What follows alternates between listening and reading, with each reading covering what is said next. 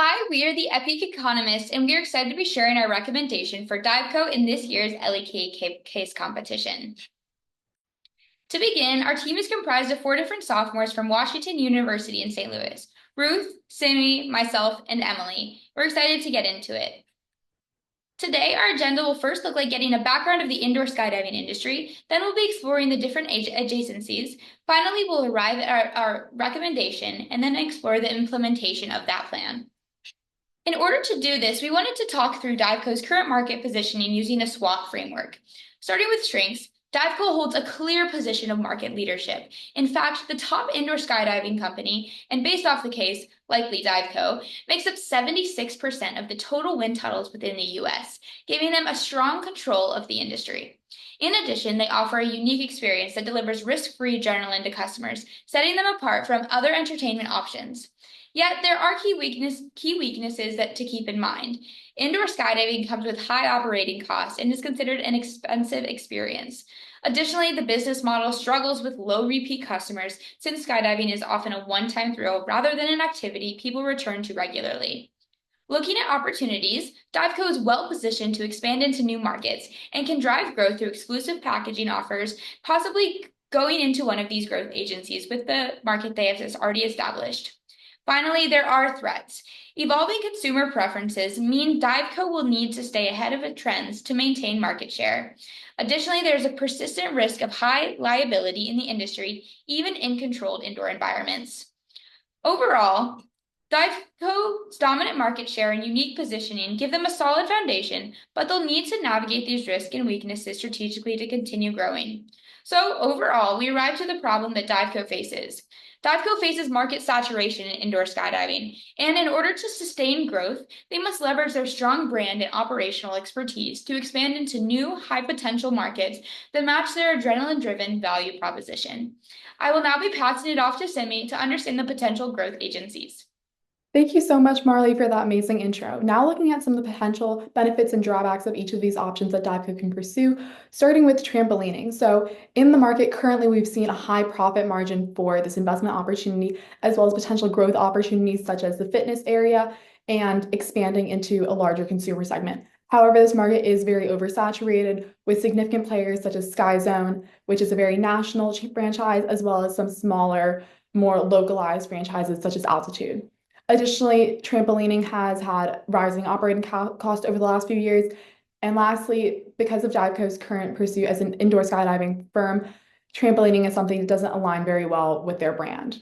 Moving on to paintball, paintball is a lower cost opportunity, and Diveco has the opportunity to draw in larger numbers of groups of people through using tournaments in order to get these groups in.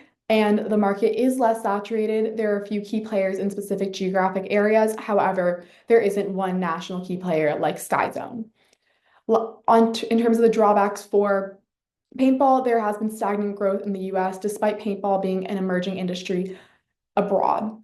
Again, there is the issue of brand alignment, and paintball just doesn't really, once again, align with Diveco's brand. Moving on to outdoor skydiving, this market is very undersaturated, and Diveco has the potential to establish itself as the leading national outdoor skydiving chain.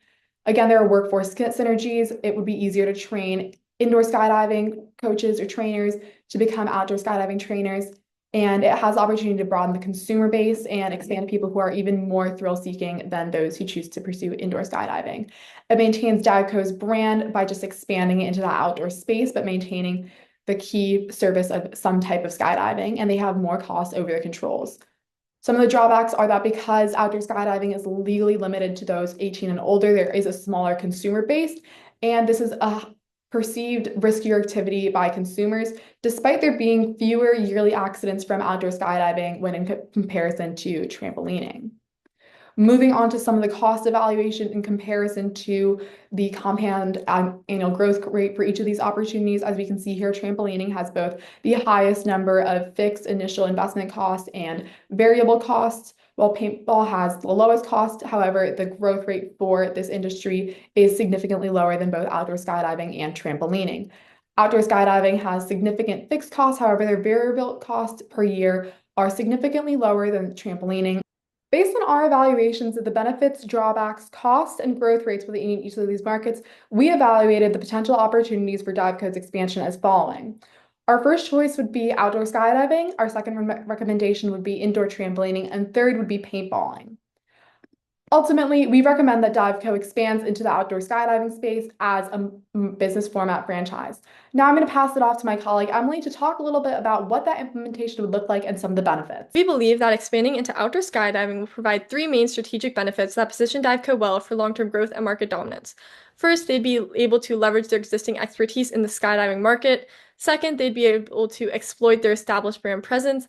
And third, they'd be able to capture a new consumer base. Now, for the existing expertise, they already have guides who are trained in indoor skydiving, and we realize that you only need a few more dives for the outdoor skydiving, as some indoor simulations will count towards that certification. And they would also be able to leverage their existing relationships with the vendors for jumpsuits and helmets.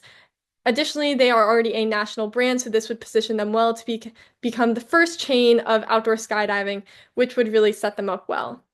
And then next, they would be able to capture new consumer base, as when you look at the age demographics, on the x-axis is age, on the y-axis is percentage of customers. Indoor skydiving services a younger audience with children as young as 4 indoor skydiving, where outdoor skydiving, the most popular age to go into outdoor skydiving is ages 30 to 39.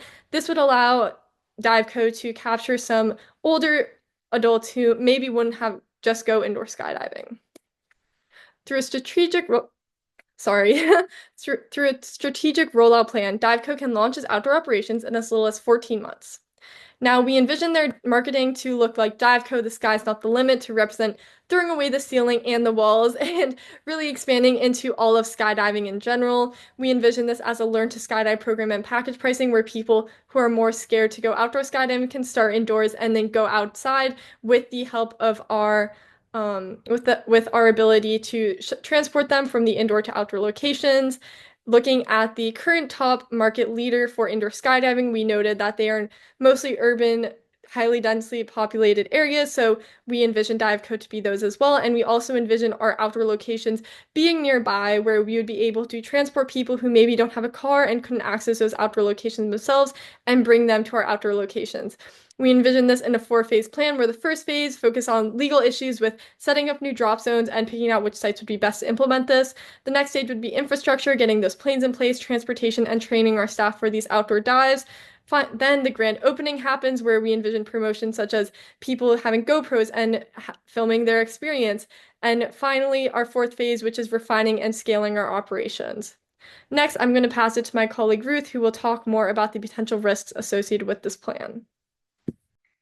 Thank you, Emily, for the overview of our implementation plan. Of course, with any implementation plan comes a few risks. First, we're considering the safety concerns Diveco may face. But Diveco already has the understandings of the equipment needed for the skydiving companies, so we believe that they won't necessarily have the same entry barriers that other outdoor skydiving companies which will put them at a further advantage. Second, this is an industry standard within the outdoor skydiving market, so this is not necessarily something that's going to differentiate them. Second, a key risk may be cannibalization of their current indoor status. But we noticed that outdoor skydiving markets has a higher profit margin than the indoor skydiving. So we understand that if customers were to switch to the outdoor skydiving markets, then Diveco will have higher profits. But we also understand that indoor skydiving and outdoor skydiving generally have different target markets. With this plan, we can capture both of those markets and fully increase our market share and revenue.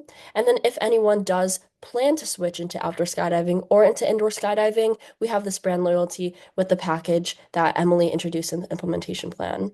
Lastly, a key risk may be the upfront costs associated with opening Outdoor Skydiving Corporation, but we understand that the variable cost of skydiving instructors and fuel for the jets are already included in the cost for the consumer. So this is an industry standard that Diveco will also see. And then also we understand that with management, for example, they're going to have synergies that lower their cost, and therefore they can lower their prices and obtain market dominance, which is key and interest for Diveco. In order to understand why Diveco should go into outdoor skydiving, we first have to understand how they maintain their brand image as a skydiving company, the high synergies between indoor and outdoor skydiving, from equipment to management, which allow them to lower their cost, their ability to control their costs and revenue streams, from implanting their cost into the pricing for the consumers, which will then allow them to keep this market dominance. Thank you for taking the time out of your day to learn about our case, and we really hope that you see outdoor skydiving franchising really maximizes Diveco's ability to become a market leader.